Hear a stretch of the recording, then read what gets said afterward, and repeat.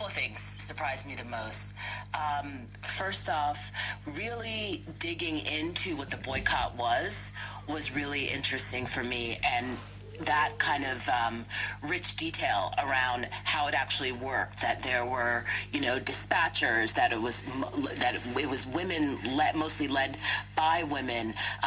Hearing from the youth who took part in it was so beautiful, and how they, how the town, the Black community of Montgomery came together and worked together to over a long period of time, almost a year, to make it a success. So that was really eye-opening for me, to see actually how it worked. And then of course the backlash. I had known that she went to Detroit, lived in Detroit, spent the most part of her life in Detroit, but never knew why she went, why she got there. And that backlash and the threats to her life and to her well-being, she had to get out of there.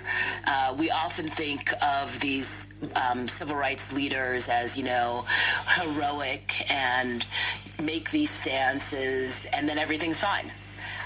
But the risk and the danger that they face is often not explored, and we really, obviously that's a key moment to her life, and part of what she sacrificed by taking a stand on that bus. And Professor Thea Harris, what was accomplished in terms of the Supreme Court decision that would come a year later?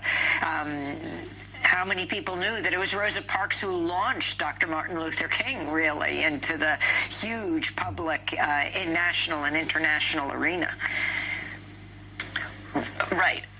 So the boycott is 382 days. Like Yoruba said, it is massively well organized. They set up 40 pickup stations. They're giving 10 to 15,000 rides a day. This is an incredible Black organized, women-led movement.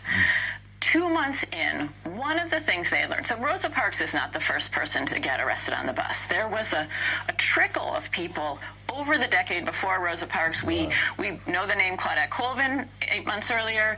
Colvin is arrested on the bus, but about a decade earlier, a woman by the name of Viola White is arrested on the bus. She decides to pursue her case. In response, they do two things. The police rape her daughter, and then the state ties up her appeal in state court and never hears it. So one of the things Montgomery's Black